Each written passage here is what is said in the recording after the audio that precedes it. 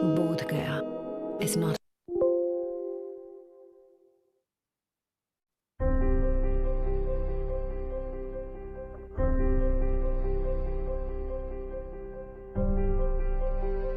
Sari Mutiara Indonesia University is located at Kapten Muslim Street number 79 Medan, North Sumatra Province, a province in Indonesia where Lake Toba, the biggest lake in Southeast Asia, is located and becomes one of the most recommended tourist attractions for its beautiful natural panorama. As the capital city of North Sumatra, Medan is recognized as the third biggest city in Indonesia with various cultures, religions, and local wisdoms. For its diversity, Medan is well known as one of the tolerant cities in Indonesia. To be a leading university with excellent character and competitiveness in national level in 2020 is the vision of Sari Mutiara Indonesia University. It was started as a midwifery clinic, founded by a midwife Madam Sauria Sitanggam and Sir Dr. Andrews Washington Purba in 1962. In 1970, it became Sitanggam Maternal Clinic and Sitanggam Hospital in 1978, which is now known as Sari Mutiara General Hospital. Driven by a strong passion in health education, Madam Sauria Sitanggam established Sari Mutiara Medan Nursing High School, which was the forerunner of Sari Mutiara Indonesia University. The school was developing into an academy in 1992 and became a school of health sciences in 2000. Then, in 2013, Sari Mutiara Indonesia University, based on the education and culture of the Republic of Indonesia, number 10/E/2013. In the educational service activities, the university always implements 5 core values, namely spiritualism, intellectualism, professionalism, nationalism, and globalism. Sari Mutiara Indonesia University commits itself to provide the best learning experiences which are guided by experienced faculty members from reputed national and overseas universities. In the development of science, the university always creates innovation in knowledge transformation through various learning activities in and outside the classrooms. Besides, all the faculty members actively conduct 3 pillars of higher education, proven by the increased number of funding for research and community service from the Ministry of Research, Technology, and Higher Education. In the educational service organization, Sari Mutiara Indonesia University is supported by EduCare facilities and infrastructures, such as 1,000 people capacity hall, big campus area with comfortable, green, clean, free of smoke and drugs environment, sufficient lecture buildings, library with complete book and learning material collection, 300 people capacity with student dormitory, and other facilities and infrastructures. In addition, the learning activities are also equipped with CBT center, laboratory for each program, and Sari Mutiara Hospital as a teaching hospital, so that students are able to get hands-on learning experiences through practical activities. Sari Mutiara Indonesia dedicates itself to set a strong education foundation with new learning paradigm and to provide access to Indonesian young generation to pursue high-quality education, to be a leading graduate with excellent characters and competitiveness in global marketplace. Realizing the importance of soft skills acquisition by students in order to be able to follow the dynamic and development of global community, the university provides opportunities to students to join and participate in various extracurricular and organizations. Besides, the students regularly join various competitions and tournaments to improve their soft skills so that they are not excellent in academic.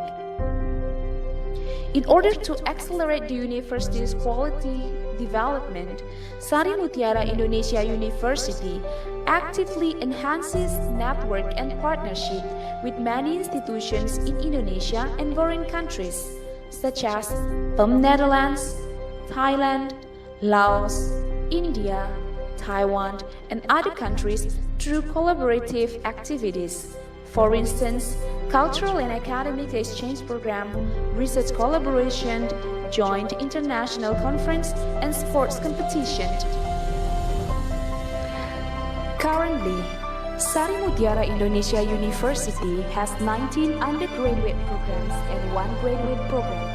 They are Master Program in Public Health, Nursing, Professional Program in Nursing, Psychology, Diploma 3 in Nursing, Diploma 3 in Midwifery, Diploma 3 in Health Analysis, Pharmacy, Diploma 3 in Pharmacy and Food Sciences, Management, Accounting, Communication Sciences, Library Sciences, Law Sciences, Information Systems, Chemistry, Electromedic Engineering, Early Childhood Teacher Education, and Elementary Teacher Education. Sari Mutiara Indonesia University, smart with excellent character.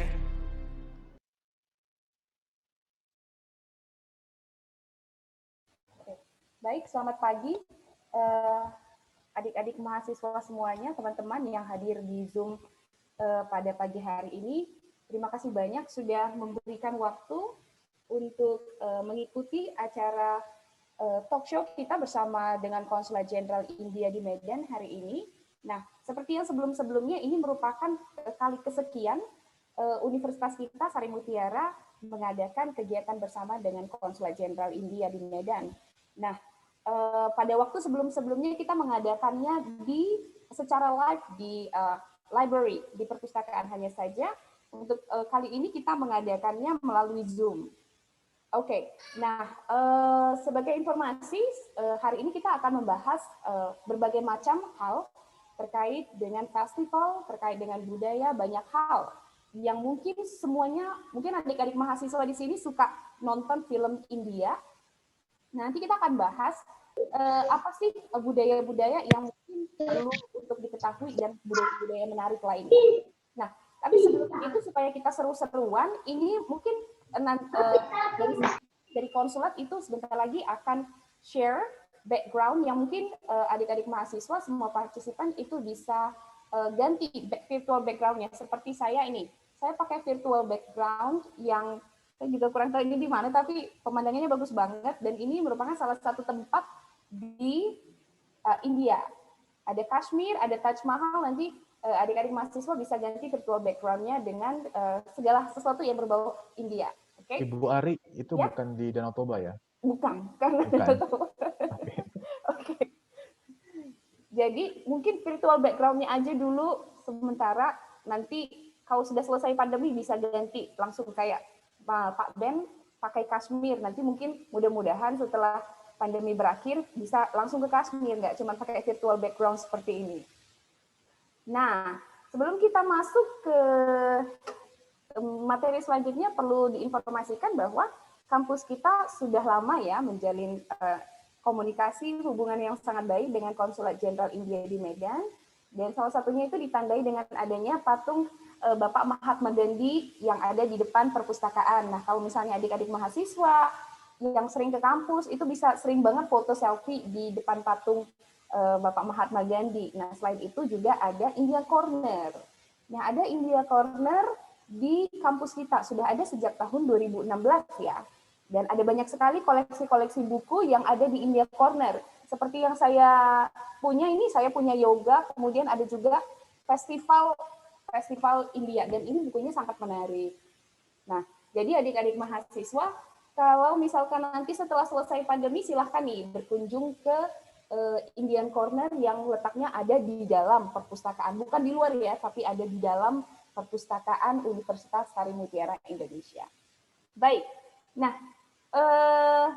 saat ini mungkin banyak ya yang suka dengan film Bollywood. Nah, pada kesempatan kali ini, mungkin pada saat kita menonton film-film Bollywood atau film-film India, ada banyak sekali tempat-tempat wisata, kemudian ada banyak sekali budaya-budaya, festival-festival yang mungkin terlihat menarik, tapi kita tidak mengerti ini artinya apa. Nah, hari ini kita akan membahas beberapa festival-festival besar, khususnya di India. Sudah hadir bersama kita Bapak Ben dari Konsulat Jenderal India, yang nanti mungkin akan menjadi narasumber kita, bukan mungkin ya, yang akan menjadi narasumber kita pada pagi hari ini. Dan nanti kita bisa tanya-tanya. Nah, buat adik-adik mahasiswa juga yang ingin bertanya, nanti silahkan untuk mengajukan pertanyaan kepada narasumber kita, Bapak Ben. Nah, selain itu, kita juga sudah kedatangan satu YouTuber. Nah, spesial nih hari ini karena ada YouTuber yang juga akan berbagi pengalaman. Saya coba, sebelum acara dimulai, saya coba search. Ternyata beliau merupakan mahasiswa Indonesia yang saat ini berkuliah, melanjutkan studi PhD di India. Berarti ada Bapak Agus, Mas Agus, yang akan bergabung bersama dengan kita. Nah, saya lihat bahwa ternyata subscribernya itu sudah lebih dari 300.000. Jadi nanti kita akan langsung mendengarkan apa sih, gimana sih kehidupan di India, bagaimana sih kebudayaan di India, apakah berbeda, apakah ada cultural shock, nanti kita akan tahu lebih lanjut. Nah, baik, supaya tidak menunda waktu, langsung saja saya undang Pak Ben untuk menyapa adik-adik mahasiswa sebelum kita mulai diskusi kita pada pagi hari ini. Silakan Pak Ben. Baik, terima kasih. Selamat pagi yang pertama buat Ibu Ari dari Urusan Internasional Kantor Universitas Sari Mutiara Indonesia. Saya mengucapkan juga selamat pagi buat teman-teman sekalian, teman-teman mahasiswa, dan juga para akademisi yang hadir di Zoom Live kali ini. Saya sih berharap semuanya buka videonya, jadi saya juga bisa saling mengenal nih. Kita bisa saling mengenal satu sama lain menggunakan virtual background yang sudah disediakan di kolom chat ya kalau tidak salah.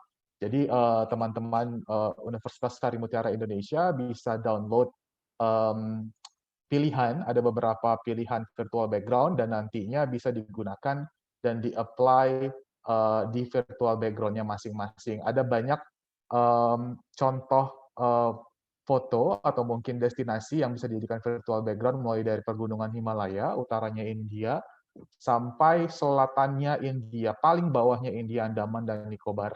Jadi sekali lagi saya berharap buat teman-teman sekalian untuk bisa membuka videonya biar bisa saling mengenal nih. Kali aja kita bisa ketemu di jalan, terus ujung-ujungnya jalan-jalan bareng ke India.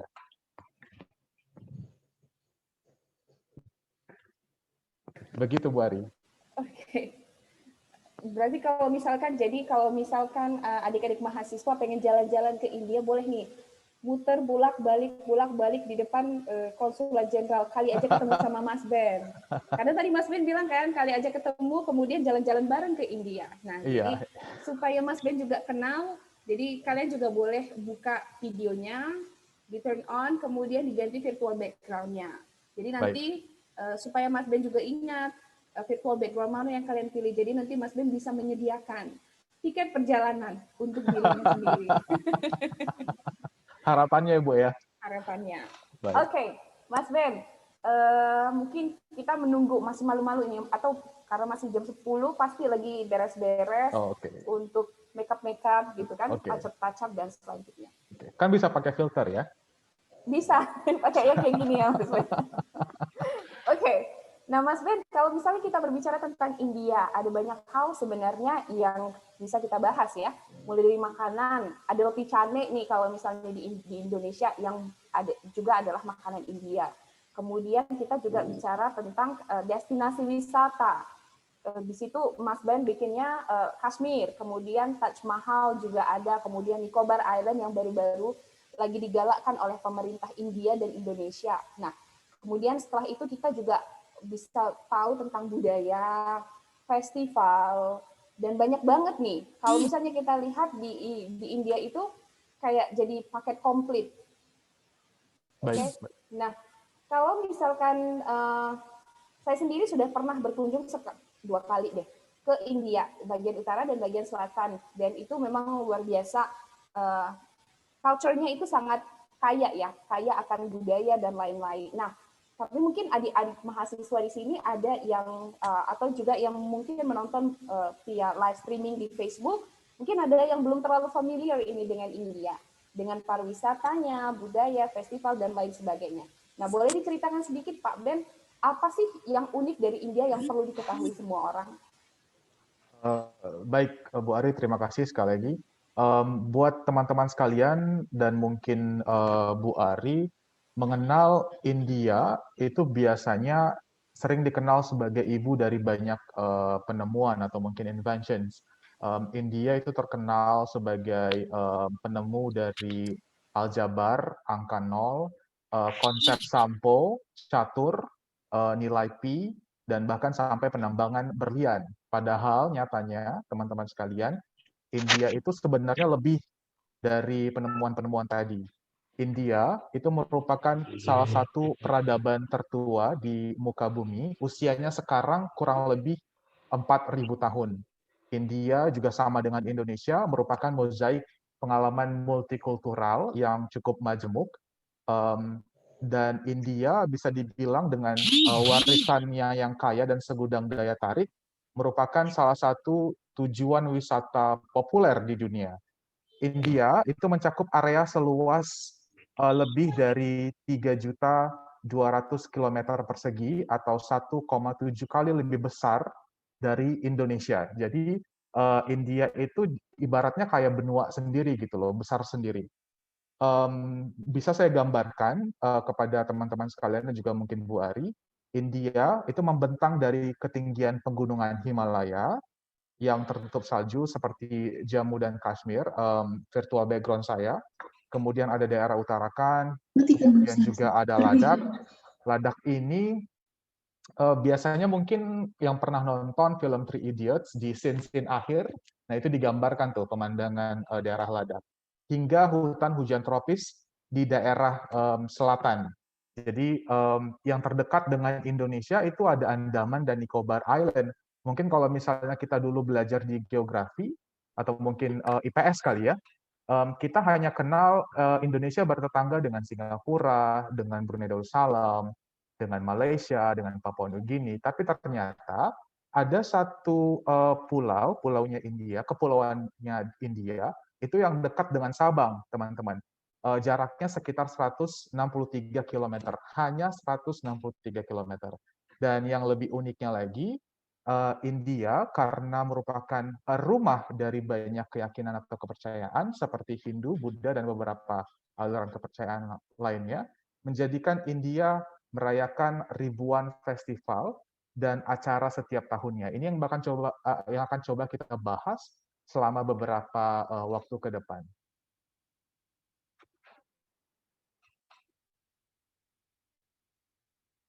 Oke, jadi ada banyak sekali ternyata yang memang perlu kita ketahui tentang India. Mulai dari tempatnya yang luar biasa bagus. Kalau di Indonesia kan kita cuma punya Jaya Wijaya yang tertutup salju, tapi ternyata di India ada. Kemudian ada gurun pasir juga. Kalau tidak salah saya Ladakh juga seperti itu ya Mas ya. Jadi ditutupi oleh gurun pasir. Nah, Mas juga tadi berbicara tentang festival-festival. Nah, ada banyak sekali festival yang kalau misalnya kita lihat di film-film India, yang mereka itu sering menari-nari dan lain-lain. Nah, tapi saya sampai sejauh ini ingatnya cuman Diwali. Kemudian ada juga kalau misalnya tidak salah Holi. Holi itu kalau tidak salah di film-film itu yang mereka menari-nari kemudian lempar-lempar serbuk warna-warni. Nah, kira-kira apa sih sebenarnya Holi ini, Mas? Apakah ada satu makna tertentu atau ini hanya random festival yang dilakukan oleh teman-teman masyarakat India? Dan kira-kira kapan sih festival Holi ini diadakan, Mas? Baik, mungkin sebelum membahas atau mungkin memberikan informasi lebih lanjut seputar Holi, saya mau coba untuk sebutkan beberapa festival yang cukup umum diselenggarakan di India dan juga diselenggarakan atau mungkin dirayakan oleh beberapa negara lainnya selain India. Itu diantaranya ada festival Janmastami, kemudian Holi yang tadi Ibu Ari sebutkan, kemudian ada juga festival yoga, ada festival Hemis, ini yang biasanya dirayakan di dataran utara India. Kemudian Idul Zuha atau mungkin yang akrab disebut dengan Idul Adha di Indonesia itu juga merupakan festival yang cukup besar. Kemudian ada Gandhi Jayanti atau merayakan hari lahirnya Mahatma Gandhi. Kemudian ada Festival Dussehra, ada Festival Dipawali atau Diwali, kemudian ada Guru Nanak Jayanti, sampai di akhir tahun tuh biasanya ada Festival Natal. Nah, berbicara seputar perayaan Holi, saya bisa gambarkan atau mungkin sampaikan ke teman-teman sekalian yang ada di Zoom maupun yang ada di Facebook, perayaan Holi itu sekarang sudah menjadi tren. Jadi mungkin mereka tidak merayakannya secara arti budaya atau mungkin tradisi, namun merupakan gaya hidup atau lifestyle. Nyatanya untuk di Medan sendiri, konsulat sudah lama mencoba untuk memperkenalkan Holi kepada masyarakat sekitar. Tapi sekali lagi sebelum saya mencoba untuk menjelaskan perayaan Holi di Medan seperti apa, saya ingin memberitahukan atau mungkin menjelaskan arti Holi kepada Bu Ari dan teman-teman sekalian. Festival Holi itu terjadi sehari setelah bulan purnama terakhir yang biasanya jatuh pada bulan Maret setiap tahunnya. Festival Holi ini menandai awal musim semi setelah musim dingin yang panjang dan melambangkan kemenangan kebaikan atas kejahatan. Jadi atau mungkin istilah asingnya adalah victory of good over evil. Holi itu sering dianggap sebagai festival terbesar kedua dalam kalender Hindu setelah Diwali. Di sebagian besar wilayah, festival Holi itu dirayakan selama 2 hari, Bu Ari dan teman-teman sekalian. Hari pertama itu dikenal dengan Jalane Wali Holi, atau juga sering disebut dengan Holika Dahan, itu hari di mana api unggun dibuat. Kemudian hari kedua itu dikenal sebagai Ranggawali Holi atau main Holi atau Holi utama. Hari ketika orang bermain serbuk, seperti tadi yang Bu Ari bilang, ada semacam powders yang berwarna, dan warna tepung atau mungkin serbuknya ini itu terbuat dari tanaman atau mungkin tumbuhan, bahkan sayuran. Jadi ada yang dari mawar, ada yang dari kembang sepatu biru, bahkan ada yang dari kunyit sampai daun bayam. Pada hari H yang bisa saya gambarkan kepada teman-teman sekalian, seluruh jalan itu ibaratnya penuh dengan warna.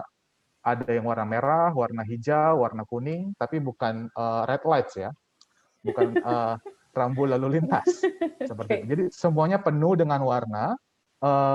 Karena itu perayaan Holi juga identik atau mungkin sering disebut sebagai festival warna atau festival of colors. Setiap warna itu memiliki arti ternyata, Bu Ari. Kalau misalnya merah itu melambangkan cinta dan kesuburan, sedangkan hijau itu biasanya melambangkan awal yang baru atau new beginnings.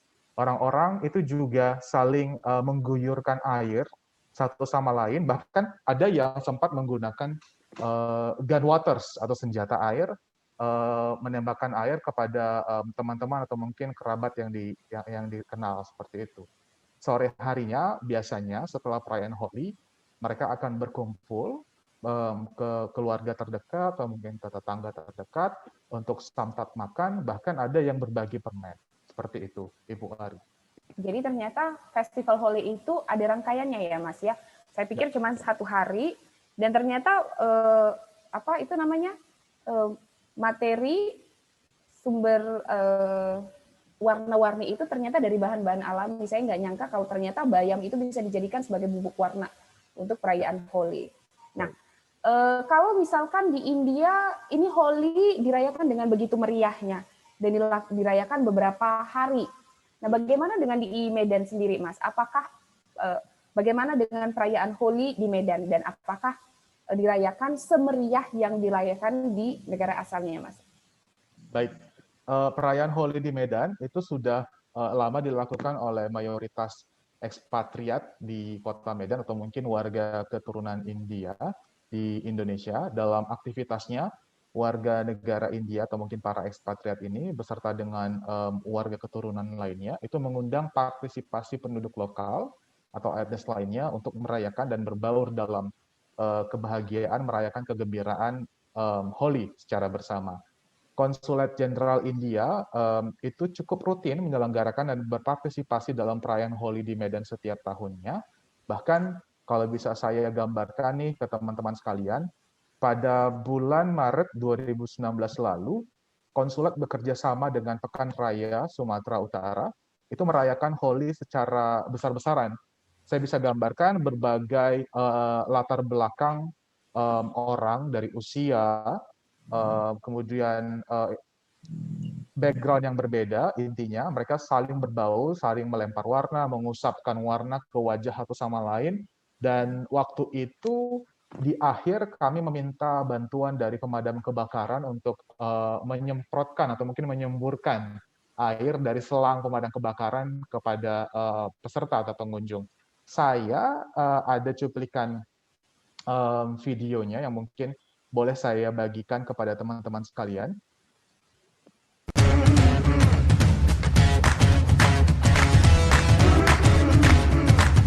Hey, oh, let's go, let's go.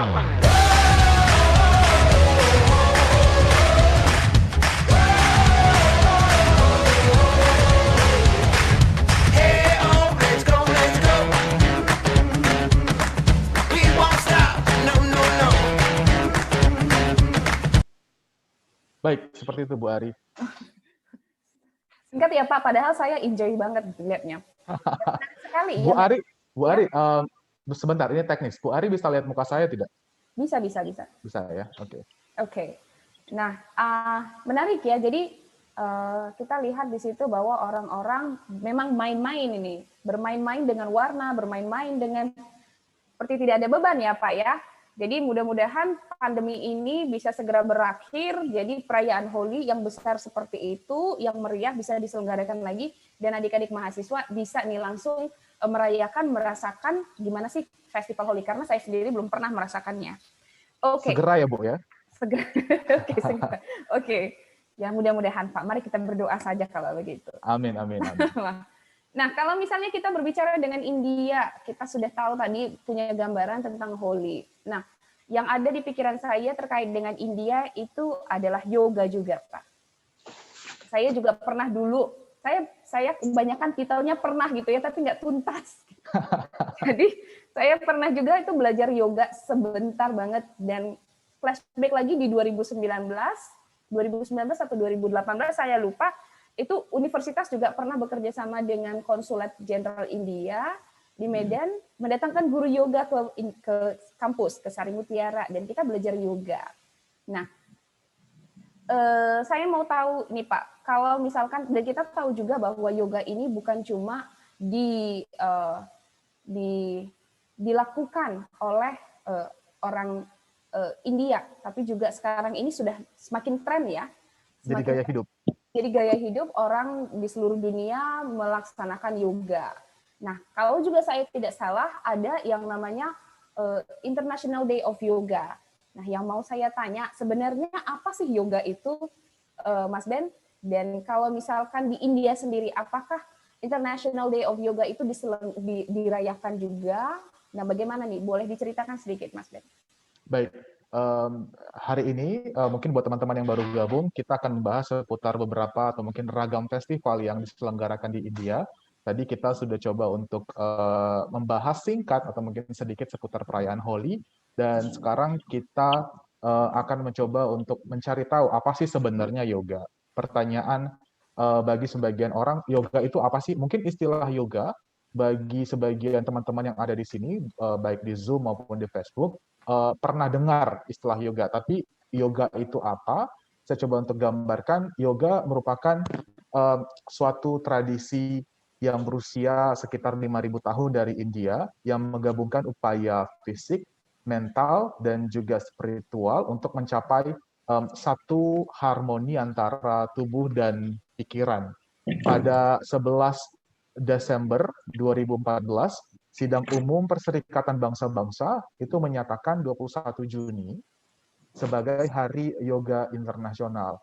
Deklarasi ini datang atas perintah dari Perdana Menteri Narendra Modi selama pidatonya di Majelis Umum PBB. Mungkin untuk menjawab apa itu yoga, saya mencoba untuk mengutip pidato dari PM Modi. Beliau mengatakan bahwa yoga adalah anugerah tak ternilai dari tradisi kuno India. Yoga mewujudkan kesatuan pikiran dan tubuh, pikiran dan tindakan, pembatasan diri dan pemenuhan, harmoni antara manusia dan alam, pendekatan holistik untuk kesehatan dan kesejahteraan. Yoga itu bukan tentang latihan, melainkan untuk menemukan rasa kesatuan dengan diri kita sendiri, dunia, dan alam. Di India, International Day of Yoga telah dirayakan sejak PM Modi meresmikan Hari Yoga Internasional pada 21 Juni 2015.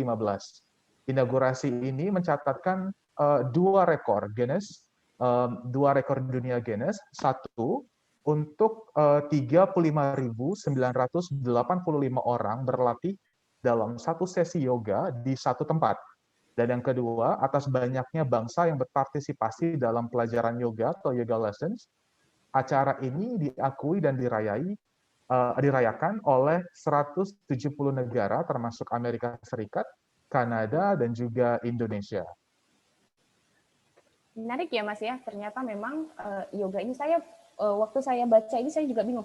Kenapa yoga? Ternyata yoga itu termasuk salah satu festival yang dirayakan di India. Jadi ini pengetahuan baru juga buat saya dan ternyata umurnya itu sudah sangat tua ya, 5.000 tahun. Iya. Abadi. Oke. Nah, kalau misalnya kita lihat di sini yoga itu ternyata tidak hanya dirayakan di India tapi di seluruh penjuru dunia. Di situ juga saya lihat ada pelaksanaan yoga di pelataran Candi Prambanan kalau tidak salah ya Mas ya, dari slide yang Mas tampilkan. Nah, kalau misalnya di Medan sendiri nih Mas, apakah yoga ini rutin dilakukan dan oleh Konsulat Jenderal sendiri, apakah perayaan International Day of Yoga ini juga memang diselenggarakan secara rutin setiap tahun, terutama untuk pandemi ini Mas, karena sejak tahun 2020 kita mengalami pandemi dan ini juga masih mengalami pandemi juga tahun 2021. Nah, bagaimana nih Mas? Apakah Konsulat Jenderal merayakan yoga, Hari Yoga Internasional, dan bagaimana perayaannya? Baik, Bu Ari. Seperti tadi yang mungkin sempat saya sebutkan bahwa yoga sudah banyak dikenal oleh masyarakat. Jadi secara umum festival yoga sendiri itu banyak diselenggarakan oleh mereka-mereka yang mungkin bukan keturunan India atau mungkin bukan warga negara India. Saya bisa gambarkan di sini mulai dari pihak stasiun TV, komunitas olahraga, termasuk penggemar gym, itu ingin sekali untuk menjadi host atau mungkin tuan rumah setiap perhelatan atau mungkin penyelenggaraan festival yoga di Indonesia maupun di Medan.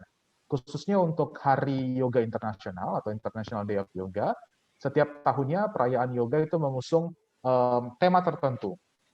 Di tahun 2020 saat pandemi, International Day of Yoga itu mempromosikan yoga di rumah dan yoga bersama keluarga. Jutaan orang di India dan di seluruh dunia itu berpartisipasi dalam format digital dari perayaan International Day of Yoga. Di Medan sendiri, Bu Ari dan teman-teman sekalian, mengingat pandemi yang sedang terjadi atau mungkin yang kemarin terjadi, konsulat membatasi jumlah peserta yang hadir dan mereka diwajibkan mengikuti aturan kesehatan pemerintah dengan memakai masker dan menjaga jarak. Jadi di beberapa slide yang ada di sini, seperti di kanan atas, di kiri atas, ini merupakan dokumentasi perayaan yoga pada tahun 2020 kemarin. Ini juga ada beberapa perayaan atau mungkin dokumentasi perayaan yoga sebelum pandemi. Menariknya, pada saat perayaan International Day of Yoga 2020, Bu Ari dan teman-teman sekalian, General Yoga Protokol dilakukan oleh Guru Yoga Anjasmara Prasetya dari Persatuan Praktisi Yoga di Indonesia bersama dengan teman-teman dari Art of Living Indonesia. Mungkin buat teman-teman sekalian yang penasaran atau mungkin pengen belajar, ingin mengetahui sedikit atau mungkin lebih seputar India, saya coba untuk menyarankan teman-teman pergi ke yoga.ayus.gov.in/yoga. Nah, di sini kita bisa mencari tahu apa itu yoga, bagaimana langkah-langkah melakukan yoga di rumah. Seperti itu, Bu Ari. Oke.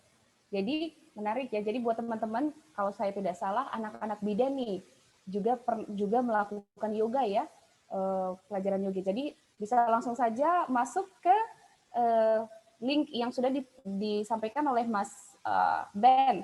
Nah ternyata di India Corner ada juga nih Mas, practical guide. Oke. Practical guide of yoga. Jadi kalau misalnya kalian nanti mau belajar juga dengan yoga, bisa juga langsung mampir ke India Corner. Kemudian ada baca-baca banyak sekali literatur tentang yoga. Itu Nah, dari yang basic sampai yang advance ya, Bu Ari? Bisa jadi soalnya Mas. Ya, Oke. jadi di sini memang ada practical guide-nya dari basic juga. Karena saya lihat ada pranayama. Saya juga pikir pranayama itu yang basic ya. Oke. Nah, kita sudah belajar tentang Holi, kita juga sudah dapat gambaran tentang yoga. Saya pikir Mas, dan yang paling familiar dengan saya itu adalah Diwali Mas. Saya pikir sebelum ada kegiatan ini, Diwali itu hanya satu-satunya festival yang diselenggarakan oleh teman-teman keturunan dari India atau masyarakat India, karena setiap tahun teman saya yang keturunan India itu selalu ngundang untuk festival Diwali, dan mereka itu biasanya ada buat semacam hiasan yang terbuat dari serbuk-serbuk juga warna-warni, dan ada lilin atau api di situ. Nah, mungkin boleh diceritakan sedikit Mas Ben, apa sih sebenarnya Diwali, karena saya juga kurang paham pada saat diundang oleh teman saya itu, dan mungkin adik-adik mahasiswa atau juga yang sedang menyaksikan di Facebook mungkin ingin tahu lebih lanjut apa sih sebenarnya Diwali ini, Mas Ben? Baik, tadi di perayaan Holi saya sempat sebutkan bahwa Diwali adalah salah satu perayaan terbesar atau mungkin terpenting di India setiap tahunnya. Kalau bisa menyebut atau mungkin memberi gambaran kepada teman-teman sekalian, nama Diwali itu atau mungkin Dipawali didapat dari kata deretan atau awali, lampu tanah liat atau dipa yang dinyalakan oleh orang India di luar rumah mereka, itu biasanya di teras, untuk melambangkan cahaya batin yang melindungi dari kegelapan spiritual. Diwali itu dirayakan pada hari ke-15 Kartika, itu bulan pada kalender Hindu, atau mungkin di kalender Masehi sekitar Oktober akhir atau November awal. Festival cahaya ini atau Festival of Lights juga sama pentingnya bagi umat Hindu seperti halnya Hari Raya Natal untuk umat Kristen, atau mungkin Idul Adha atau Idul Zuha bagi teman-teman kita yang beragama Islam. Di India Utara, Bu Ari dan teman-teman sekalian, mereka merayakan kisah kembalinya Raja Rama ke Ayodhya setelah Raja Rama mengalahkan Rahwana dengan menyalakan deretan lampu tanah liat. Di India Selatan, mereka merayakan Diwali sebagai hari di mana Dewa Krishna itu mengalahkan iblis Narakasura. Di India bagian barat, festival ini menandai hari di mana Dewa Wisnu atau Sang Pemelihara, salah satu dewa utama dari Trinitas Hindu, mengirim Raja Iblis Bali untuk memerintah dunia bagian bawah atau neraka, seperti itu. Jadi silakan Mas Ben. Ya, kalau berbicara seputar tradisi apa aja sih biasanya yang dilakukan selama Diwali, biasanya mereka melakukan atau mungkin merayakan Diwali itu selama 5 hari, Bu Ari dan teman-teman sekalian. Hari pertama, itu orang-orang akan membersihkan rumah mereka dan berbelanja emas atau peralatan dapur untuk membantu mendatangkan keberuntungan. Hari kedua, orang-orang akan mendekorasi rumah mereka dengan lampu tanah liat dan membuat pola desain yang disebut dengan rangoli di lantai rumah atau mungkin di teras, menggunakan bubuk atau pasir berwarna seperti yang tadi Ibu Ari sempat sebutkan di awal. Hari ketiga, pada hari utamanya festival atau mungkin main day-nya, keluarga itu berkumpul bersama untuk puja Lasmi atau doa untuk Dewi Lasmi, permaisurinya Wisnu, diikuti dengan santap makan dan ada pesta kembang api. Di hari keempat, ini adalah hari pertama di tahun baru atau New Year-nya mereka, saat teman dan kerabat itu berkunjung untuk membawa hadiah dan memberikan harapan yang terbaik untuk musim yang baru. Di hari kelima itu biasanya para saudara lelaki mengunjungi saudara perempuan mereka yang sudah menikah dan menyambut mereka dengan penuh kasih sayang dan penganan-penganan istimewa. Seperti itu, Bu Ari.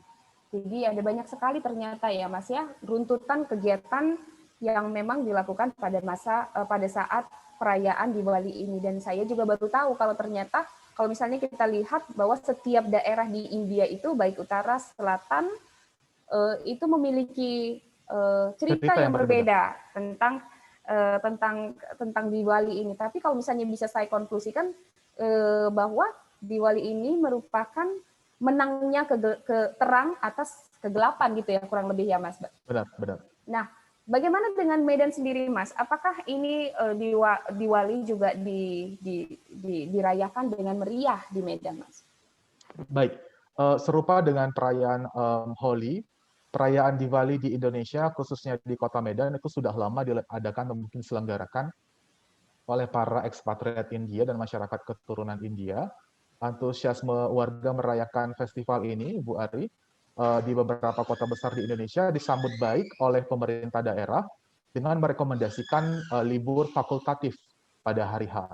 Wacana menjadikan Holi sebagai hari libur nasional itu juga masih terus berlangsung hingga saat ini. Perayaan Diwali di tahun 2020 tentunya berbeda dari tahun-tahun sebelumnya. Dengan adanya protokol kesehatan yang ketat, jemaat dan simpatisan itu merayakan Diwali dengan hikmat dan bijaksana. Namun, jika saya bisa berbagi pengalaman sebelumnya pada saat pandemi, pada saat sebelum pandemi maksud saya, pada tahun 2018, konsulat itu sempat mengadakan Pekan Budaya India selama 1 minggu, yang salah satu kontennya adalah merayakan Diwali.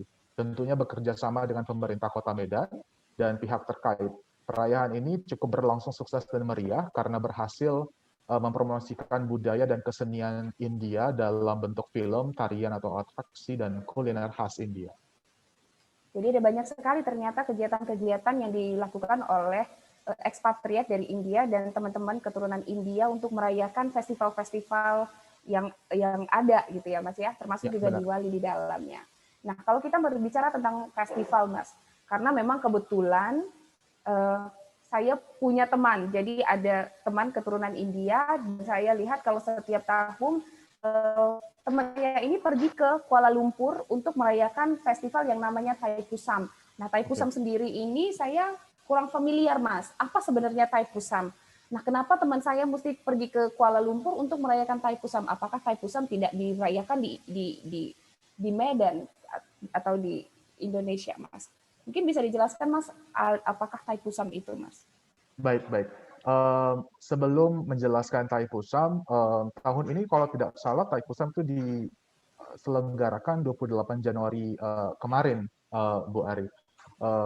Kembali untuk membahas Thaipusam itu apa. Kata Thaipusam itu dibentuk dengan menggabungkan dua kata, Thai, nama bulan pada etnis Tamil, dan Pusam, nama sebuah bintang, star.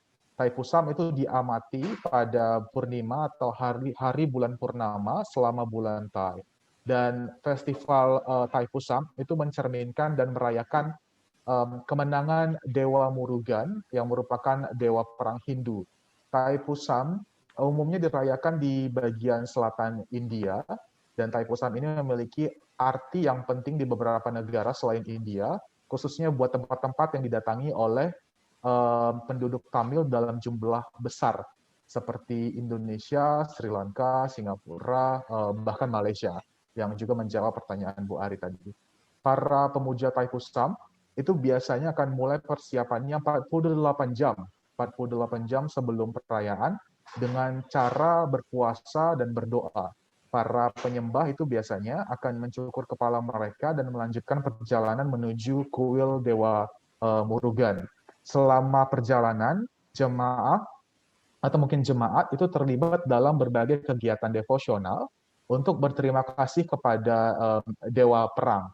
Dalam prosesnya akan ada yang namanya arakan kereta membawa patung Dewa Murugan, juga mereka-mereka yang melakukan bentuk-bentuk kafadi seperti di slide ini merupakan salah satu bentuk kafadi, dan di Indonesia sendiri bisa saya gambarkan, Bu Ari dan teman-teman sekalian, Thaipusam itu dirayakan sebagai kemenangan nilai-nilai kebaikan atas segala bentuk kejahatan, nafsu, dan amarah.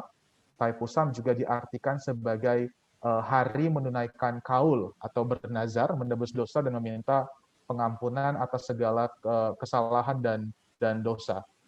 Menariknya, meski secara kuantitas umat Hindu yang merayakan Thaipusam di Indonesia itu kurang, khususnya di Sumatera mungkin, tapi gaungnya cukup kuat, bisa saya sampaikan seperti itu. Misalnya ribuan orang di kota Medan itu berbeda agama berbondong-bondong menyaksikan festival Thaipusam, mulai dari memecahkan kelapa, arahkan kereta emas yang membawa patung Dewa Murugan, sampai tarian yang diiringi musik khas India seperti itu. Dan di slide ini adalah perayaan Thaipusam yang diselenggarakan di Medan, tepatnya di Kuil Sri Supramanim Nagaratar di Jalan Teguh Umar. Saya akan coba untuk memberikan gambar Thaipusam itu seperti apa, dan mungkin beberapa gambar ini akan membuat sebagian tidak nyaman. Di sini kita bisa lihat ada seorang wanita yang membawa sepanci susu dengan menjulurkan lidahnya, kemudian ada perlakuan seperti ini kepada pria ini.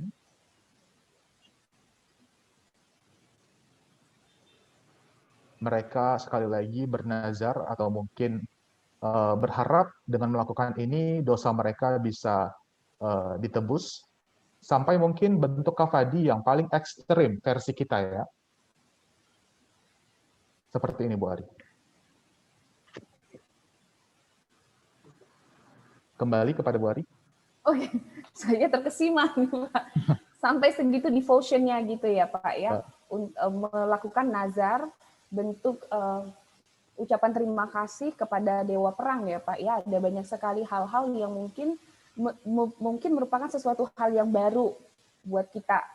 Karena jadi saya pikir ini kegiatan Thaipusam seperti yang disampaikan oleh Mas Ben, bahwa yang dilakukan mendapat antusiasme yang sangat besar dari masyarakat, dan saya pikir itu bisa menjadi festival rutin untuk meningkatkan pariwisata. Saya baru bicaranya dari Dinas Kepariwisataan ini, Pak. Okay. Tapi informasinya, Bu Ari, jadi selain di Medan juga diselenggarakan di Binjai dan di Aceh. Saya juga baru tahu dan cukup terkejut, ternyata Aceh itu beberapa etnis Tamil juga merayakan bentuk-bentuk kafadi seperti ini. Dan itu disaksikan oleh halayak ramai, Pak. Iya, mereka berbaur pada saat festival. Ya. Jadi buat adik-adik mahasiswa ini bisa ditunggu nih, atau teman-teman yang saat ini melihat dari Facebook bisa ditunggu nih. Jadi agenda setiap tanggal 28 Januari ya Pak ya, atau sekitar akhir Januari setiap tahunnya, ya, atau awal Februari. Ya. Akhir atau awal Februari bisa melihat atau menanti-nantikan Festival Thaipusam, sesuatu hal yang menurut saya berbeda dan baru dan layak untuk disaksikan.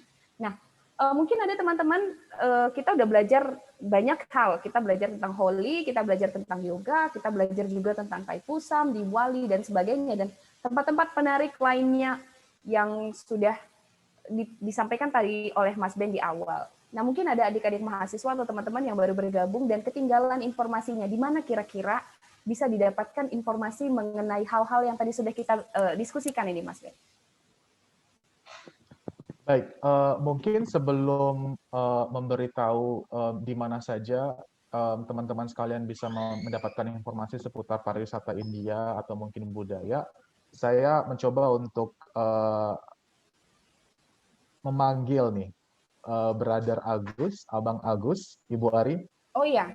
Untuk memberikan kesan, karena pada saat ini teman-teman sekalian, teman-teman USM Indonesia dan mungkin teman-teman yang lagi nonton kita di Facebook, kita kedatangan seorang mahasiswa Indonesia di India dan juga beliau merupakan seorang YouTuber. Jadi bisa subscribe, like, dan komen ya. Oke. Ya, saya saking terpesonanya mendengar paparan, saya jadi lupa bahwa kita masih punya narasumber lagi, satu lagi, yaitu Bang Agus atau Mas Agus. Saat ini mahasiswa PhD ya, Mas Ben ya, dari India, dan saya juga tadi sudah browsing-browsing. Saya mau menyapa Mas Agus. Selamat pagi, Mas Agus. Ini masih pagi ya? 1,5 jam. Selamat pagi. Masih pagi, ya. Masih pagi. Jam 9:30. 9:30. 9:30 ya, Mas ya. Apa kabar nih, Mas Agus di India? Alhamdulillah baik. Kita sekarang cuacanya enak sekali ini karena sedang peralihan dari musim dingin ke musim panas gitu. Adem ya, Mas ya? Adem ya. Kalau kita di sini gerah. Udah lama nggak hujan.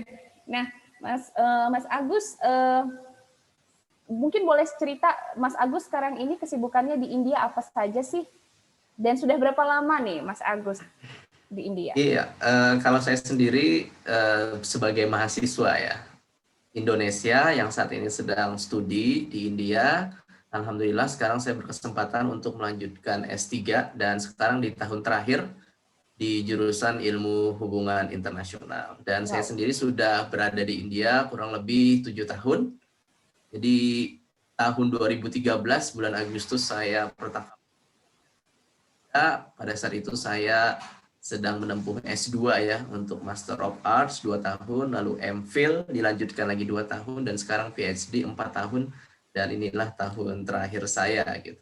Wow, ada 2 gelar S2 dan 1 S3 ya Mas ya? Iya, dan ya di Jawaharlal Nehru University di kota New Delhi. Jadi hitungannya seperti yang dikatakan Mas Ben itu di India Utara ya kita ya.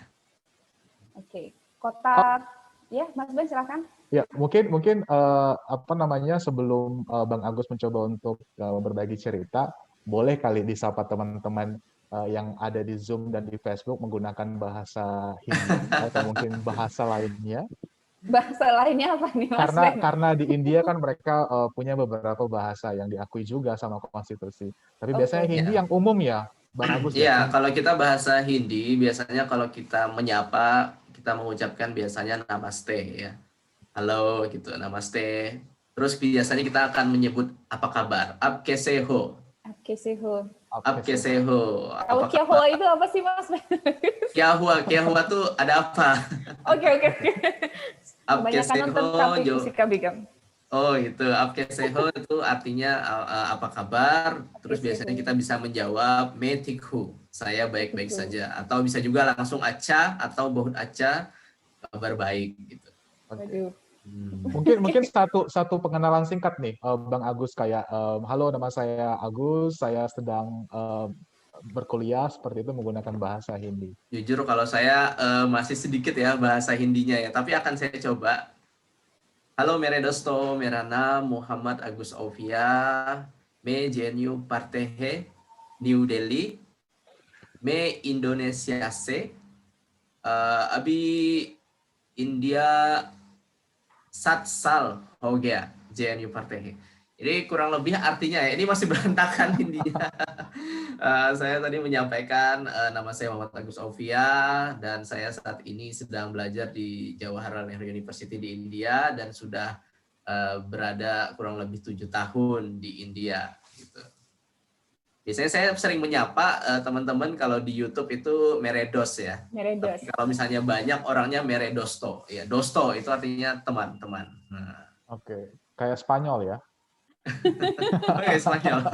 Saya cuma tahunya tadi mere-mere. Meredosto, teman-temanku. Oke. Mungkin pertanyaan pertama dari saya ini, Ya. Ibu Ari, kepada Bang Agus. Di bulan Februari ini ada festival apa sih yang mungkin sedang diselenggarakan di sana? Atau mungkin kalau misalnya karena emang terkait pandemi, jadi dilakukan secara tertutup atau mungkin dengan pembatasan tertentu? Iya, sebenarnya banyak sekali ya untuk festival itu, khususnya bagi agama Hindu ya. Kalau untuk bulan Februari jujur saya sejauh ini belum menemukan yang besar ya. Tapi untuk Holi sendiri, Mas Ben, ini akan diadakan di bulan Maret ya. Biasanya di penghujung musim dingin gitu. Di penghujung musim dingin untuk Holi. Ya. Jadi seperti yang diceritakan itu, Holi itu adalah festival warna dan biasanya kita sebagai mahasiswa kita melaksanakannya itu di dalam kampus. Jadi ada sejenis tanah lapang luas gitu ya. Nanti biasanya akan dilaksanakan sekitar jam 10 pagi. Itu mahasiswa ngumpul di situ, tidak hanya mahasiswa dari lokal yang berwarga negara India, tapi juga internasional biasanya juga menikmati gitu. Termasuk teman-teman Indonesia, dari Amerika, dari China, dan beberapa negara yang lainnya. Dan itu benar-benar ramai sekali gitu. Lempar warna sana-sini. Itu kalau dalam kampus situasinya. Gitu. Tapi kalau kita di permukiman, sekarang saya tinggal di luar kampus, itu biasanya di antara para tetangga biasanya. Di antara para tetangga, atau kita satu bangunan tuh biasanya main festival warna itu. Jadi tadi betul sekali diceritakan tidak hanya lempar-lempar warna, jadi kita harus siap-siap baju ya pastinya. Biasanya baju yang dipakai misalnya warna putih agar lebih terlihat warnanya gitu. Dan juga harus berani basah karena juga main tembakan-tembakan air gitu. Itu yang menarik sih kalau festival Holi gitu ya. Kotor itu belajar ya. Berani kotor itu baik katanya. Oke. Nah, Mas, saya mungkin pertanyaan dong sama saya ya, Mas Ben ya. Pertanyaan kedua nih, Mas. Kan tadi Mas Agus kan udah ada tinggal di luar kampus nih kan. Kemudian kalau misalnya di Indonesia itu kan kalau misalnya mau 17 Agustus itu pasti ada panitianya, Mas. Nah, kalau misalnya Festival Holi sendiri, apakah ada panitianya atau itu secara spontan aja gitu, Mas? Apakah sum-suman, ayo kita beli serbuk warna, kemudian kita sum-suman, kita main bareng-bareng gitu. Itu gimana, Mas? Ya, untuk Holi ini memang sifatnya kadang kejutan gitu, Mbak Ari. Jadi gini, kalau misalnya kita bekerja gitu ya di sebuah perusahaan, atau mungkin adik-adik pelajar SMP, SMA, itu sebenarnya belum hari H Holi ya, tapi saya lihat pada saat mereka pulang sekolah itu, atau para pekerja yang pulang dari pekerjaannya itu mereka sudah ada yang main Holi duluan gitu. Jadi kadang sifatnya tuh surprise antara teman satu ataupun sejawat satu kepada teman yang lainnya gitu. Itu yang kadang sering terjadi gitu. Jadi memang sifatnya itu dadakan, tidak ada panitia gitu. Termasuk juga di kampus saya itu sudah menjadi suatu kebiasaan ya. Kalau pada saat hari Holi kita ngumpul jam 10, 11 gitu ya. Sampai siang biasanya jam 12 karena jam 1 kita makan siang itu sudah selesai gitu. Jadi memang tapi biasanya kadang ada ditambahkan musik juga di situ gitu ya untuk menambah ramai gitu ya. Ya hampir seperti di film-film Bollywood ya kalau di kampus saya gitu mereka berjoget dengan musik-musik Bollywood gitu. Oke. Menarik ya, Mas ya. Mungkin kita bisa nih nggak, Mas Ben, untuk mengundang teman-teman adik-adik mahasiswa mungkin yang mau bertanya langsung kepada narasumber asli kita karena kita KW, Mas Ben. Kita KW. Kita hanya background-nya aja. Penyampaiannya Mas Ben. Kita KW, tapi Mas Agus nih yang beneran di India langsung. Jadi kalau misalnya ada adik-adik mahasiswa yang mau langsung tanya ke Mas Agus, bisa langsung raise hand dan langsung dibuka videonya supaya tahu memenangkan virtual background dulu. Nah, itu ada Bang Van Gandro itu ya, kalau nggak salah. Iya. Mungkin mau bertanya? Ya, silahkan mungkin ada dari Van Gandro ingin menanyakan sesuatu tentang India, festival India atau segala sesuatu hal mungkin yang ada berkaitan dengan India. Atau siapa? Silahkan. Nah, sembari menunggu, ini saya penasaran nih Mas, kan ada banyak sekali festival-festival di India. Festival yang manakah yang menurut Mas Agus yang paling berkesan sepanjang Mas Agus melakukan studi di India? Yang paling berkesan menurut Mas Agus? Yang paling berkesan ya, masing-masing memiliki karakter, tapi ada 4 festival yang benar-benar itu terasa ya, khususnya bagi kita yang berada di India Utara, di kota New Delhi. Yang paling besar jelas adalah Diwali. Itu kalau bagi yang beragama Islam tuh hampir sama dengan Idul Fitri ya. Jadi pada saat Diwali itu, 1 pekan sebelum Diwali, pasar-pasar di beberapa daerah di kota New Delhi itu sudah ada hiasan-hiasan lampunya gitu. Sudah ada hiasan-hiasan tali-tali dengan warna-warni. Dan semakin mendekati hari H, itu beberapa toko-toko ataupun warung-warung manisan itu menjual manisan yang banyak sekali jenisnya. dan di situ banyak sekali warga India yang mengantri. Ya.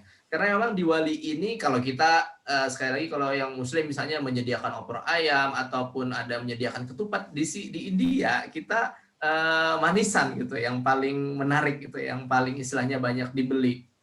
Ya. Dan tidak hanya itu, pada saat malam hari nanti kita akan melihat rumah-rumah itu dihiasi dengan lampu-lampu. Jadi kalau kita itu lampu-lampu yang kecil-kecil itu rumahnya kan di sini sifatnya vertikal ya, gedung seperti itu, jadi itu dihiasi dari atas sampai ke bawah gitu. Jadi kerlap-kerlip rumahnya. Dan juga dias ya, dias itu adalah lampu kecil dari lilin, itu juga menghiasi biasanya di depan-depan pintu rumah. Nah, diikuti juga dengan dekorasi ranggoli gitu. Ranggoli itu yang warna-warni yang ada di lantai biasanya. Nah, itu jadi benar-benar kerasa banget, dan sama seperti di Indonesia juga pada saat Diwali itulah banyak sekali teman-teman saya, para pekerja yang bekerja di New Delhi, ibarat Jakarta gitu, itu pulang kampung biasanya. Pulang kampung, ke kampung halaman, itu mereka membeli pakaian, membeli manisan, bawa oleh-oleh untuk pulang kampung gitu. Karena memang pada saat itulah mereka akan bertemu dengan keluarga. Jadi istilah mudik itu ada tuh pada saat Diwali. Nah, selain Diwali, tadi ya sudah saya jelaskan, Holi itu yang kedua bagi saya, sangat berkesan karena itu adalah festival warna, dan itu yang paling terbesar itu dilaksanakan di Banaras. Jadi Banaras itu adalah ibu kota suci ataupun ibu kota spiritual India yang ada di Uttar Pradesh, yaitu Banaras. Di mana di situ juga ada yang namanya Sungai Gangga, itu sudah ada di vlog saya. Dan yang ketiga yang saya pikir menarik itu Rakhi Festival. Udah dengar mungkin Rakhi ataupun Raksa Bandhan di film Bollywood mungkin pernah lihat seperti ini, ketika ada perempuan mengkalungkan di gelang kepada kan ya Mas ya?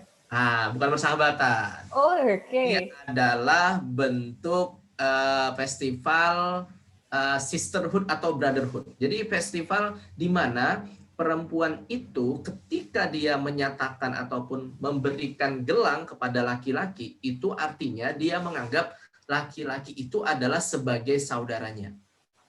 Nah, konsekuensinya apa? Kalau sebagai saudara, maka dia harus memberikan perhatian, perlindungan, pembelaan kepada wanita tersebut. Nah, teman-teman saya gini, pada takut biasanya pada saat festival Rakhi itu teman-teman di kampus saya pada takut keluar kamar. Takut di friendzone ya Mas ya? Ya? Takut di friendzone ya? Pengalaman nih kayaknya Mas Ben. Itu dia. Jadi gini. Jadi ketika kita di India ini, ketika perempuan itu menyebutkan kata mas gitu ya. Jadi sangat-sangat sensitif sekali ketika seorang perempuan itu mengucapkan kata bhai. Misalnya Agus Bhai. Kalau dia sampai memanggil saya Agus Bhai, itu artinya dia menganggap saya itu saudara sedarah dia sendiri. Sama dengan tidak boleh dinikahi gitu.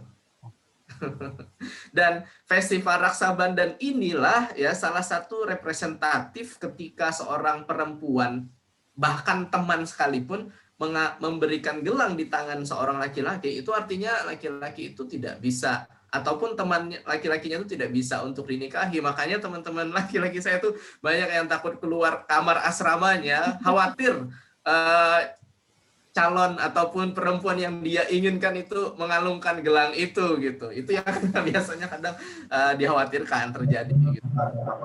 Berarti itu bisa dibilang seperti festival patah hati nasional ya? Nah, itu yang berbahaya. Dan kalau melihat video saya terkait festival Rakhi Raksa Bandhan, itu banyak sekali jenis gelangnya ya, dan itu unik-unik, bagus-bagus, dan harganya murah, mulai dari Rp1.000, Rp5, Rp10 atau Rp2.000, sampai yang paling mahal Rp50 ya, Rp10.000. Dan itu pasti ada di pasar-pasar gitu, berjajar dari yang paling terjangkau sampai yang paling mahal gitu ya. Dan pada saat itu juga biasanya di Rakhi Festival juga nanti akan ada dibacakan doa-doa kalau tidak salah, dan juga nanti akan dibagikan juga manisan. Nah, tapi yang menurut saya cukup ekstrim adalah di sini adalah festival ini ya, Dussehra. Nah, yang Dewi Dussehra. Puasa ya Mas ya? Ya? Dia Dussehra. harus puasa itu. Wah, saya kurang tahu ya. Tapi intinya Dussehra ini ada 10 hari ya, 9 hari Nafrati. Nah, di hari ke-10-nya itu kita sebut dengan festival Dussehra-nya. Nah, hal ini biasanya menarik banyak orang datang untuk berkunjung. Kenapa? Karena di situ ada pembakaran patung Rawan, ya, yang mana merupakan pembakaran simbol gitu ya ketika Dewa Rama itu menghancurkan Rawan ya. Jadi simbol kemenangan kebaikan atas keburukan. Jadi patungnya ini dibuat dari kayu, biasanya sih dari bambu, itu tinggi sekali, luar biasa, tinggi sekali. Mungkin sekitar 100 kaki ya. Nah, pada saat itu ada ya bentuknya tuh seperti ya Rawan itu dianggap seperti ini ya sebagai demon ya ataupun setan ataupun dewa kegelapan yang akhirnya dihancurkan oleh Rama. Yang menariknya apa? Nah, patungnya itu yang besar sampai 100 kaki itu dibakar gitu. Dibakar, dihancurkan gitu ya pada saat panah itu dilemparkan gitu ke patung tersebut. Dan itu benar-benar mengundang banyak sekali orang untuk datang karena memang menarik sekali ya, dan hati-hati kalau dekat karena sangat panas sekali gitu. Itu seperti ngaben nggak ya yang di Bali? Kalau ngaben itu Atau ada, saya lupa namanya, Kayak pokoknya di Bali. galungan gitu bukan? ya Galungan ya? mungkin seperti galungan ya, membakar patung Kayak yang besar gitu ya ya. monster-monster versi Ya, monster-monster ya. kurang lebih seperti itu. Ya, dan di situ orang pasti banyak sekali datang dan orang berkerumun ingin melihat proses pembakarannya tersebut, yang mana menarik lah istilahnya, besar sekali gitu. Teman-teman kayaknya tadi ada yang mau nanya deh. Ya, silakan. Kita persilahkan mungkin kepada Bang Vandandro.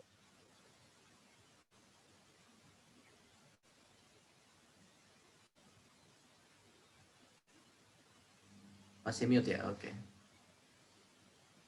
Oh ya, masih bingung nih harus mau tanya apa. Soalnya tadi baru masuk gitu ya. Mungkin mau cari jodoh juga boleh. Oh ya, bentar-bentar. Atau sama lain dulu ya Pak ya. Oke, baik. Saya mau tanya nih, Bang Agus, untuk yang Idul Zuhanya sendiri atau mungkin Idul Adhanya, katanya juga cukup meriah ya di sana ya. Pernah mungkin pasti mengikuti perayaan di sana kan ya. Nah, seperti apa kesannya atau mungkin pesannya? Ya, kalau untuk Idul Zuha ya, berhubung di New Delhi ini juga ada beberapa wilayah Muslim di sana, memang berbeda dengan di Indonesia. Kalau di Indonesia kan Idul Fitri lebih besar daripada Idul Zuha ataupun Idul Adha ya. Tapi kalau di India justru Idul Adha yang lebih ramai daripada Idul Fitri gitu. Dan yang menariknya karena Idul Adha ini adalah perayaan, di situ ada kurban ya. Kalau di sini kan kita di kota New Delhi kurbannya otomatis untuk menghormati yang Hindu, yaitu kita biasanya kurbannya adalah kerbau ya untuk mengganti sapi, dan juga bisa menggunakan yang lebih kecil lagi kambing atau domba gitu. Lebih terrefleksi sih dari pasar-pasarnya sih ya. Khususnya kalau Anda di kota New Delhi berada di Jama Masjid, itu dekorasi pasarnya itu di bagian atas jalannya itu nanti akan ada seperti warna-warninya gitu. Warna-warninya. Terus juga makanan pun juga akan lebih, ini bagi yang suka kuliner ya, itu akan muncul juga kuliner-kuliner yang menarik, apalagi manisan-manisan ya, itu juga akan muncul beberapa macam. Dan yang pasti sekarang orang Indonesia juga banyak yang suka kuliner India ya. Saya pikir pada saat Idul Adha itu banyak sekali hal yang bisa kita nikmati, seperti dari biryaninya, chicken ataupun mutton biryaninya, ataupun mungkin dari chicken curry atau mutton curry atau chicken Afghani, bahkan mungkin manisan-manisan banyak sekali ya. Aduh, Pak, saya sampai lupa untuk menyebutkannya gitu. Tapi intinya luar biasa lah untuk kulinernya gitu, Idul Adha ini. Intinya nanti kita pesan ya pakai aplikasi ojek online ya. Di setiap festival kan pasti punya kuliner khas sendiri ya, Bang Agus. Yang berkesan mungkin di Bang Agus selain tadi biryani atau mungkin chicken biryani tadi. Kalau saya sendiri sih yang hanya ada di festival tertentu seperti itu. Kalau saya sih pernah ya untuk festival Diwali ya. Kalau tidak salah dulu saya pernah dikasih tetangga itu manisan ya, manisan. manisannya ini memang beda sepertinya dari manisan lain ya. Biasanya kan kita tahu di film Bollywood itu manisan ladu ya, bentuknya bulat agak warna orange, tapi ini sifatnya bentuknya lebih ke persegi gitu. Dan saya nggak sempat belum nanya itu manisan apa, tapi memang dari rasanya itu manisnya tidak terlalu berlebihan dan saya suka gitu. Bagi yang suka manisan, saya pikir India ini bakal menjadi surganya lah. Gitu. Karena manis ya Mas ya. Manisnya manis banget. Iya, kadang manis banget. Setuju. Oke. Nah, mungkin ada adik-adik mahasiswa nih yang mungkin mau tanya, mungkin boleh juga ya Mas kalau misalkan nanya nggak terkait dengan festival, karena kan Mas Agus punya pengalaman yang banyak nih. Udah 7 tahun di India dan itu studi lanjut. Nah, mungkin ada adik-adik mahasiswa yang mungkin mau tanya tentang kehidupan selama di India. Silahkan buat adik-adik mahasiswa yang ingin bertanya, mungkin bisa raise hand. Nah, kalau mungkin sembari menunggu lagi nih Mas, saya mau tanya, kalau misalkan selama Mas Agus ada di India, apa sih hal yang sulit sekali untuk beradaptasi di India? Ataukah semuanya sama aja sih sebenarnya dengan Indonesia karena sama-sama makan nasi atau bagaimana? Mungkin bisa diceritakan Mas Agus. Ya, sebenarnya ada beberapa hal tentunya yang India ini kan tidak bisa kita pukul rata ya. Ada India Utara secara umum ya. Ini ada India Utara dan India Selatan gitu ya. Dan saya sekarang berada di India Utara, khususnya di kota New Delhi. Satu hal yang mungkin pada saat saya turun bandara gitu ya, pada saat saya turun bandara baru mendarat di India dan waktu itu saya pergi ke kampus, yaitu pertama waktu itu saya merasakan iklim ya, ataupun cuaca yang bisa dikatakan ekstrim. Kalau di Indonesia kan stabil ya, walaupun kadang membuat gerah tapi stabil gitu di angka 35-37 paling panas. Kalau di India bisa sampai 45 derajat untuk di kota New Delhi paling panas sampai 3 derajat Celcius yang paling dingin di musim dingin. Dan yang kedua kultur masyarakat ya. Jadi di India ini padat sekali, khususnya di kota New Delhi ada 25 juta orang. Dan sebenarnya sih ini masalah kebiasaan aja ya. Misalnya ngomongnya mungkin agak keras. Saya kurang tahu kalau di Medan mungkin sudah terbiasa hal tersebut ataupun di daerah lain gitu kan mungkin ngomongnya agak keras. Tapi itu sebenarnya sopan gitu. Itu sebenarnya sopan. Standar mereka seperti itu. Ataupun misalnya ketika Anda membeli suatu makanan, dia mungkin kadang ada yang sedikit melemparkan yang ingin kita beli itu juga suatu hal yang sudah biasa itu adalah hal yang sudah biasa. Dan kadang misalnya kalau kita beli makanan street food misalnya mengambil makanannya langsung menggunakan tangan, itu juga sudah merupakan hal biasa di India, hanya saja mungkin kita saja yang belum terbiasa gitu.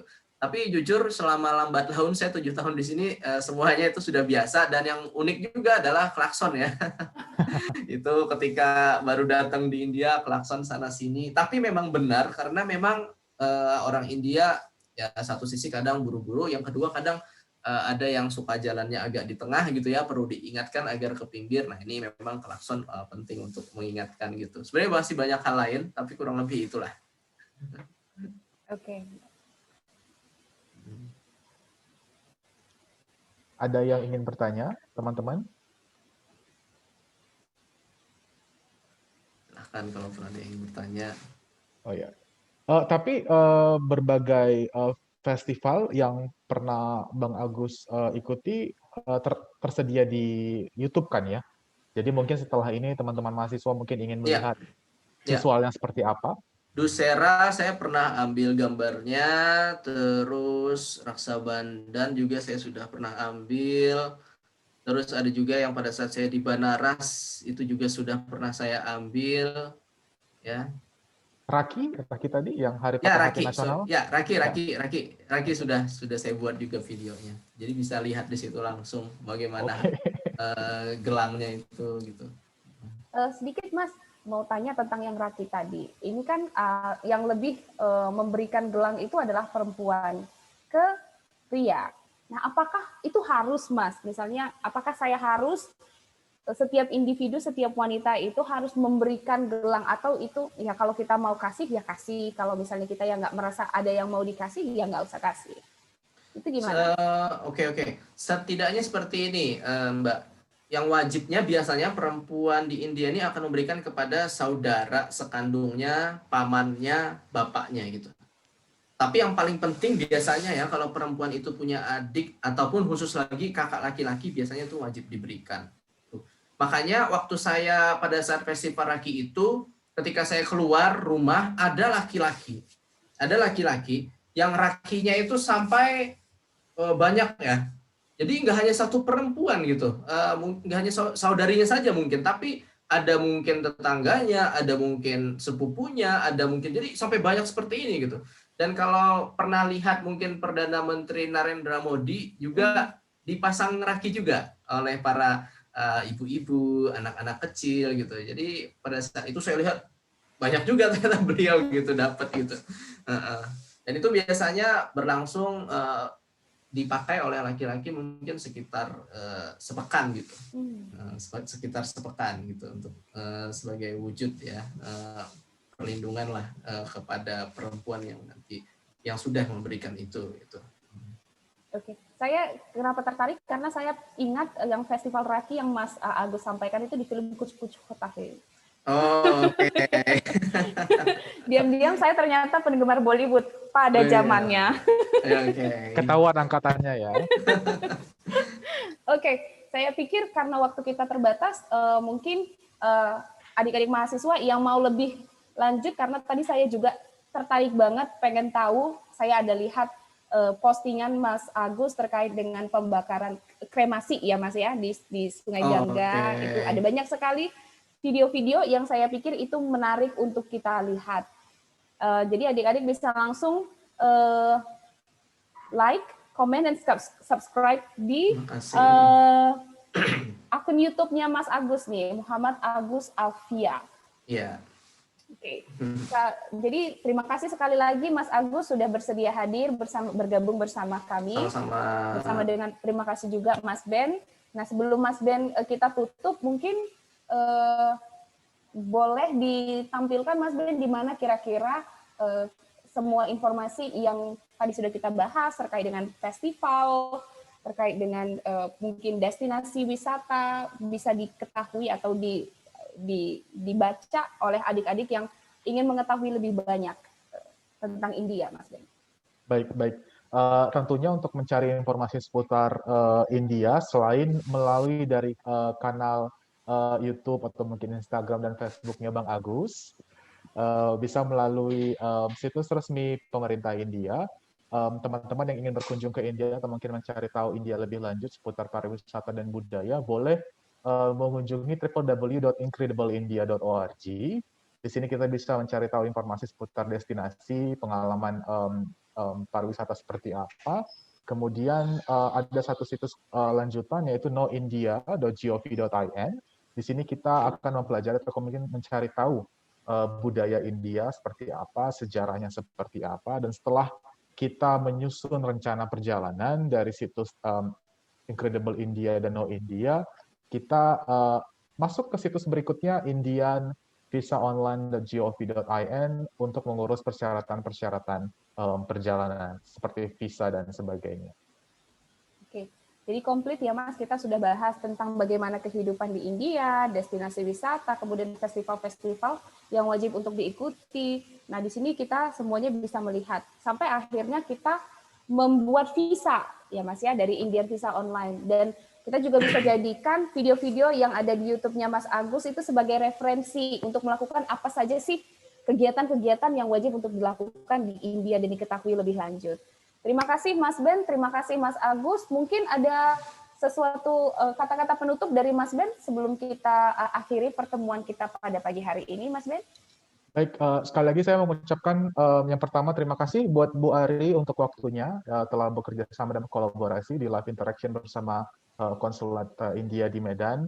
Mengucapkan terima kasih juga yang sebesar-besarnya buat Bang Agus yang mau menyempatkan waktunya. Saya tidak tahu, mungkin setelah ini langsung kuliah lanjut. Terima kasih sudah hadir. buat teman-teman sekalian, selain tadi beberapa situs yang mungkin bisa dikunjungi, boleh juga untuk mengikuti beberapa akun sosial media Konsulat India di Medan. Untuk di Twitter kita ada di @IndiaInMedan.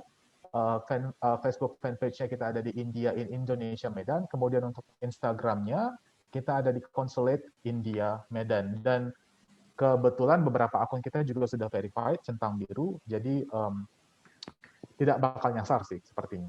Sekali lagi terima kasih buat Bu Ari, buat Bang Agus, buat Kak Rara, dan juga ada teknisi kita di sini Bang Irfan. Sehat-sehat selalu, itu doa saya yang pertama, sehat-sehat selalu. Semoga kita bisa ketemu face to face setelah pandemi ini berakhir ya. Amin ya. Amin. Baik, terima kasih Mas Ben. Baik, saya pikir demikianlah India Corner Talk with CGI Medan pada pagi hari ini. Terima kasih sekali lagi yang sebesar-besarnya kepada para narasumber hari ini. Kepada Mas Ben, tidak berhenti-henti saya mengucapkan terima kasih karena jarang-jarang kedatangan sama YouTuber. Mas Agus, Mbak Rara, dan adik-adik mahasiswa yang sampai saat ini masih bergabung bersama dengan kami. Mohon maaf kalau misalkan ada salah-salah kata, salah-salah penyebutan nama, gelar, dan sebagainya selama kegiatan berlangsung.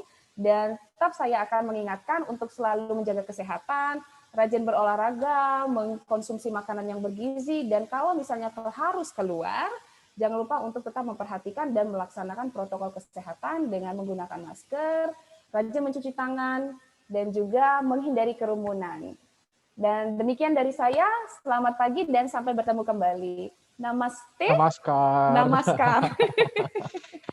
Firmilengge, sampai jumpa. Sampai jumpa. Sampai jumpa Bang Agus, terima kasih. Ya, Terima mari kasih. pamit. Pamit.